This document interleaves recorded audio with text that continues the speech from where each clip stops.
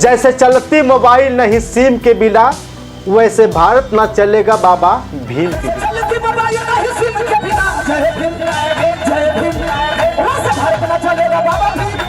जिस तरह से राज्यसभा संसद में गृह मंत्री अमित शाह जी ने बाबा साहब अंबेडकर को लेकर बयान दिया था कि अंबेडकर अंबेडकर अंबेडकर अंबेडकर अंबेडकर का नाम लेने से बेटर है कि आप भगवान का नाम लीजिए, आप सीधे स्वर्ग जाएंगे और 7 जन्म तक आपको स्वर्ग मिलेगा। जबकि इन्होंने अंबेडकर के नाम को फैशन बता दिया था। लेकिन बहुजन कार्यकर्ता ही नहीं बल्कि पूरे समाज के लोग, कांग्रेस, सपा, अलग अलग जो पार्टियां हैं, बहुजन समाज पार्टी, आज़ाद समाज पार्टी सहित जो पढ़ने वाले छात्र हैं, उन्होंने औकात बता दी कि बाबा साहब अंबेडकर और भगवान में कितना फ़र्क है। क्योंकि बाबा साहब अंबेडकर के सिर्फ नाम को 6 बार बोल करके भगवान के बराबर करने की कोशिश की गई थी, लेकिन सभी पूरे देश के लोगों ने एहसास करा दिया कि बाबा साहब के नाम में कितनी औकात है।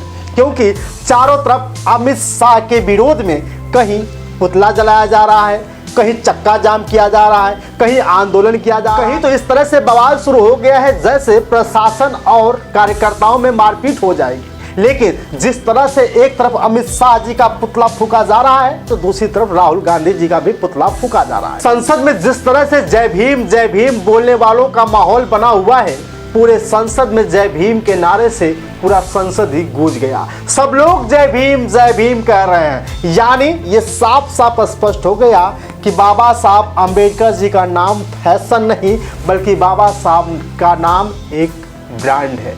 ये एक ब्रांड है और ब्रांड को लोग अपने सीने से लगा करके घूम रहे हैं। यह सब देखते हुए मुझे विशाल गाजीपुरी सपना बौद्ध जी का वो गीत याद आ रही है। ना ही राम ने किया, ना रहमान ने किया, ना गीता ना बाइबिल कुरान ने किया, जो किया है बाबा साहब डॉक्टर भीमराव अंबेडकर के ज्ञान ने किया। ना ही राम ने किया, ना रहमान ने किया, ना ही गीता ना बाइबिल कुरान ने किया, जो किया भीमराव जी के ज्ञान ने किया। एक कलाकार ही नहीं बल्कि सुभाषपा के राष्ट्रीय अध्यक्ष ओम प्रकाश राजभर जी कह रहे हैं कि ना राम ने दिया है, ना रहमान ने दिया है, जो भी दिया है बाबा साहब के संविधान ने दिया है।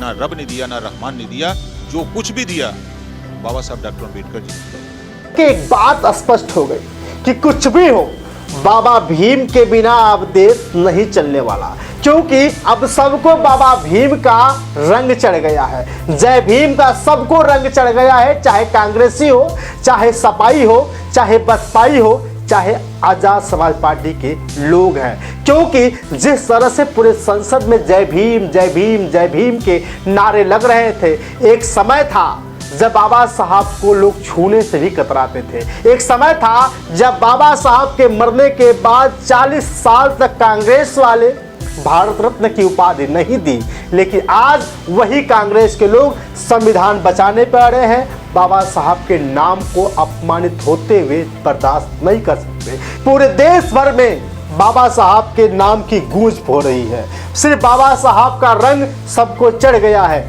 यह सब देखने के बाद फिर से मुझे ओम प्रकाश दीवाना की वो गीत याद आ रही है। जैसे चलती मोबाइल नहीं सिम के बिना, वैसे भारत ना चलेगा बाबा भीम के बिना।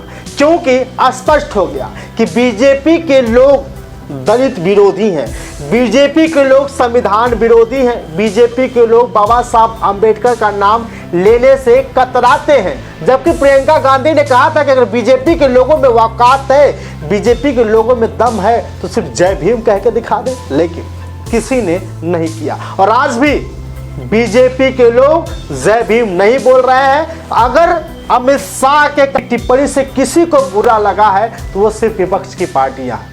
बसपा सुप्रीमो बहन कुमारी मायावती जी ने भी कह दिया है कि बाबा साहब का नाम को अपमानित करना सिर्फ बाबा साहब को अपमानित करना नहीं बल्कि पूरी देश दुनिया को अपमानित करने के बराबर है। और अमित शाह से इन्होंने साफ साफ कहा है कि आपको माफी मांगनी चाहिए। और देश भर के लोग अमित शाह से इस्तीफा भी मंगवा रहे हैं, लेकिन बीजेपी में ऐसा कुछ होगा ही नहीं। क्यों नहीं होगा? क्योंकि सब कुछ तो बीजेपी में ही हुआ है। प्रधानमंत्री जी बीजेपी के हैं, सांसद बीजेपी के हैं, गृह मंत्री बीजेपी के हैं। और पहली बार ऐसा हुआ जो देश भर में गृह मंत्री रहते हुए अमित शाह जी का विरोध हुआ है। मेरे प्यार साथियों, सो भाजपा के राष्ट्रीय अध्यक्ष ओम प्रकाश राजभर जी, बहन कुमारी मायावती, समाजवादी पार्टी के नेता और अखिलेश यादव सहित राहुल गांधी के पूरे टीम के लोग लगातार जय भीम की चर्चा कर रहे हैं। यह स्पष्ट हो गया कि ये देश ना चलेगा बाबा भीम के बिना, और जो ताकत बाबा साहब के नाम में है वो ताकत किसी भी शख्सियत में नहीं, किसी भी भगवान में नहीं। कहीं भी अगर बाबा साहब के नाम को आप अपमानित करने की कोशिश करेंगे तो पूरे देश भर में आंदोलन होगा, विश्व भर में आंदोलन होगा, लेकिन किसी भगवान की मूर्ति टूटे, भगवान को अपमानित होने से देश भर में नहीं, बल्कि भगवान की मूर्तियां टूटने, भगवान की बर्बादी के कारण सिर्फ रोने वाले सिर्फ यही लोग हैं, बीजेपी के लोग हैं। बल्कि बाबा साहब के नाम को अपमानित करना लोगों को आसान लगता होगा कि ये देश बाबा साहब का है, ये देश बाबा साहब के संविधान से चलेगा, अन्यथा किसी से नहीं। बाकी आपकी राय। शुक्रिया।